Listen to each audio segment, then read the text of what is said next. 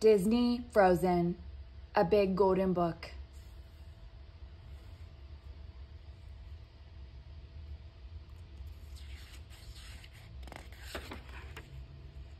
Disney Frozen, adapted by Bill Scollon, illustrated by the Disney Storybook artists.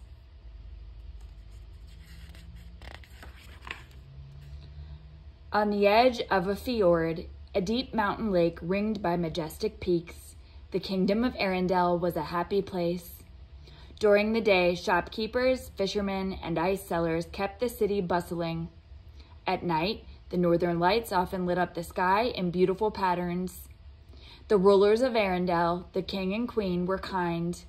Their young daughters, Elsa and Anna, were the joy of their lives.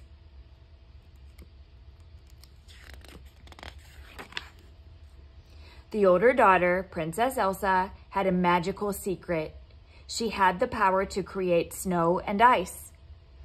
Anna adored her big sister and wanted to spend every minute with her. One night, Anna convinced Elsa to turn the Great Hall into a winter wonderland. They made a snowman together, and then Elsa created ice slides so Anna could soar through the air.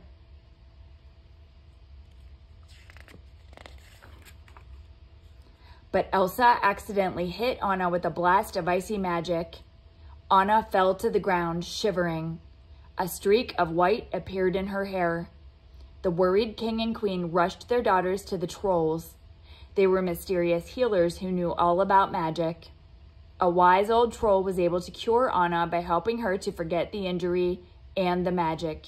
He also had a warning. Elsa's power will grow, he said. She must learn to control it.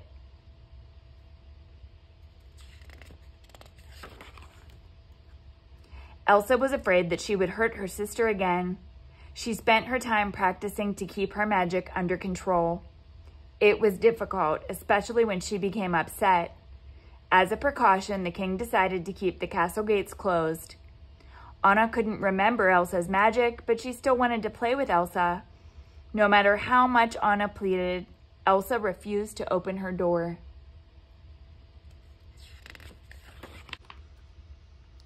Years passed, but the girls didn't grow any closer, even when their parents were lost at sea.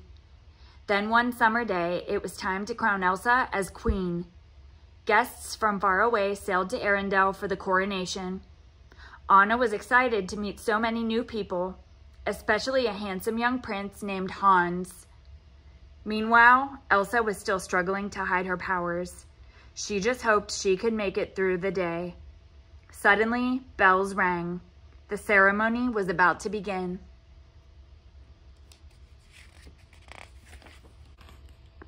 To Elsa's relief, the coronation went exactly as planned. Afterward, a party was held in the Great Hall. Anna and Prince Hans spent the evening laughing and talking. It was love at first sight. Anna introduced Hans to Elsa and announced that they were engaged. Elsa objected. "You can't marry a man you just met." "You can if it's true love," Anna replied. "My answer is no," Elsa said firmly and started to leave the room.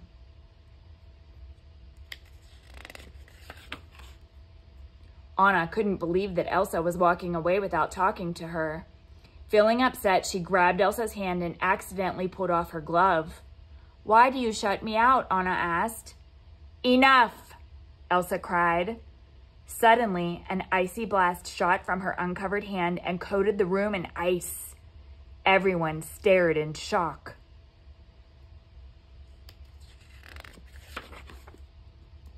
Frightened by her own power, Elsa fled from the hall. As she ran through Arendelle, everything froze around her. "Stay away from me," Elsa warned her subjects. She didn't want to hurt anyone. The townspeople were confused and afraid. "Monster!" yelled the Duke. Even the fjord froze as Elsa stepped onto the water. All the ships were locked into the ice.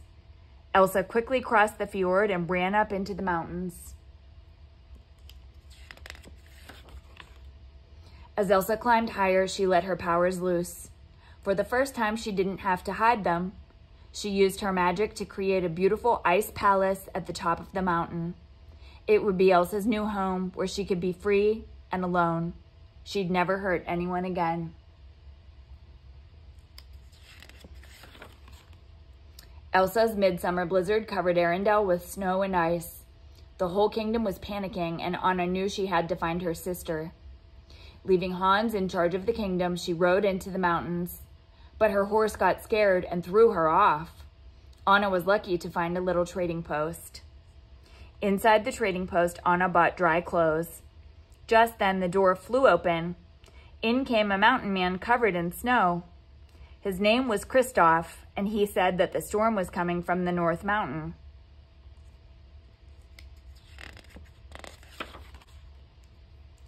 That gave Anna an idea. She found Kristoff in the stable with his reindeer Sven. She asked him to take her up the North Mountain to find Elsa. Kristoff agreed. "We leave at dawn." "No," said Anna. "We leave right now." As they headed up the mountain, Anna explained how her sister had started the storm, and she told Kristoff about her true love, Hans. Suddenly, a pack of wolves began to chase them. Working together, Anna, Kristoff, and Sven escaped by crossing a deep gorge, but Kristoff's sled crashed into the rocks below.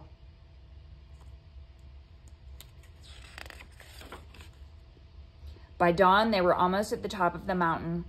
They looked down toward Arendelle, and it was covered with storm clouds. Here it was an icy wonderland. "I never knew winter could be so beautiful," Anna said.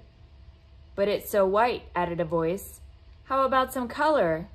I'm thinking crimson or chartreuse." It was a living snowman. "I'm Olaf," he said, explaining that Elsa had made him. Anna asked Olaf to lead them to her sister. "We need Elsa to bring back summer."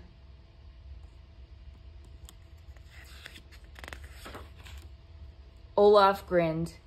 "I've always loved the idea of summer," he said. "The warm sun on my face and getting a gorgeous tan." "I'm guessing you don't have much experience with heat," said Kristoff, smiling. "Nope," Olaf replied. "Come on, let's go bring back summer."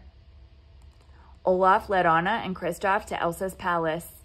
"Now that's ice," marveled Kristoff. Anna told Kristoff and Olaf to wait outside. "The last time I introduced her to a guy, she froze everything," said Anna.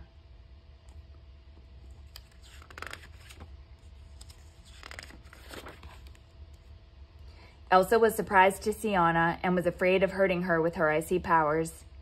"You should go, Anna," Elsa warned. "I'm too dangerous." But Anna explained that Arendelle needed her help. Elsa felt scared because she didn't know how to unfreeze the kingdom.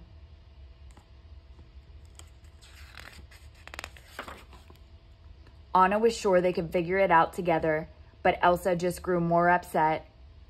Frustrated, she cried out, "I can't." An icy blast shot across the room and hit Anna in the chest.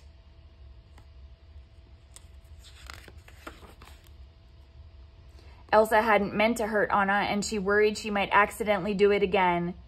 "Get out," she shouted, conjuring up a giant snowman. The big snowman chased Anna, Kristoff, and Olaf to the edge of a cliff. They lowered themselves down, but the snowman grabbed the rope. Desperate to escape, Anna cut the line.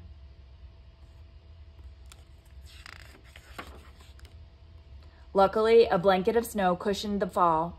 Everyone was safe. But something was wrong with Anna. Her hair was turning white. "What happened?" asked Kristoff. "Elsa hit me with her powers," Anna replied. Kristoff had an idea. "We need to go see my friends," he said. "They can help."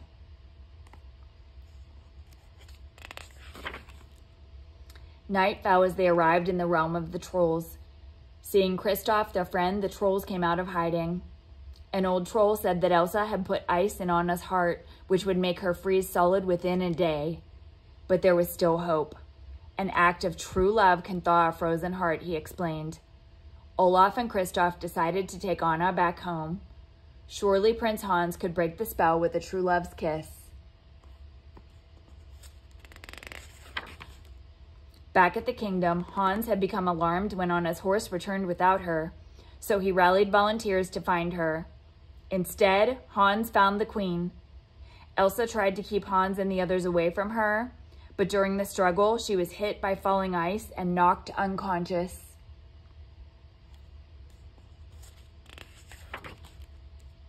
Kristoff brought Anna home to Arendelle Castle. Servants whisked Anna inside. Kristoff was starting to realize that he cared deeply for Anna, but he knew she was in grave danger, and she already had a true love. The servants brought her to the library where she found a warm fire and Hans. Anna told him about the magic and how his true love's kiss could break the spell.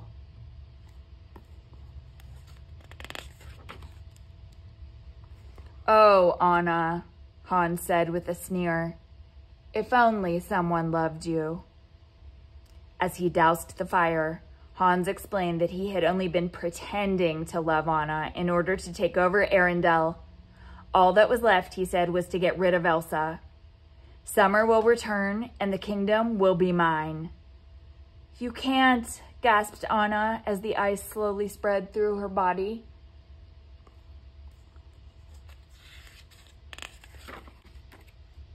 Hans's search party had brought Elsa down from the North Mountain and imprisoned her in the castle. But while in the cell, Elsa's fears that she might hurt the kingdom had grown, and so had her magic. Finally, her powers had burst through the walls. When Hans went to the queen's cell, Elsa was gone.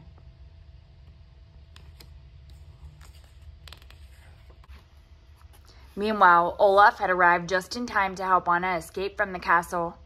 The little snowman realized that Kristoff loved Anna, which meant Kristoff's kiss could break the spell. Anna, nearly frozen, moved slowly across the fjord toward Kristoff. But then she saw something else. Hans was about to strike Elsa with his sword.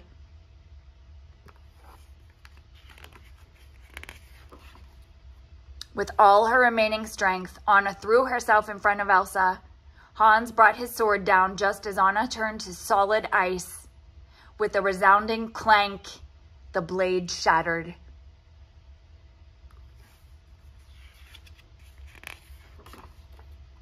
Elsa spun in surprise, then threw her arms around Anna's frozen figure. "Oh, Anna," she sobbed.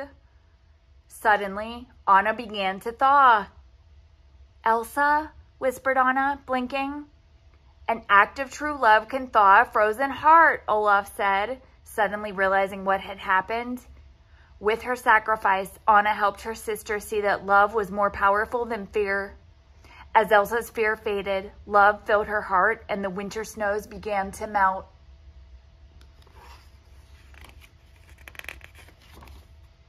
After the fjord melted, the visiting ships sailed away, and Olaf was finally able to enjoy summer, thanks to a snow cloud that Elsa created for him.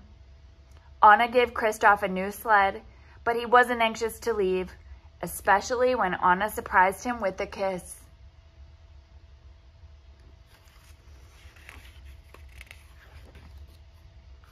Elsa made an ice skating rink in the castle and threw open the gates. Everyone had a wonderful time skating with Queen Elsa and Princess Anna. At long last, the kingdom of Arendelle was a happy place once more.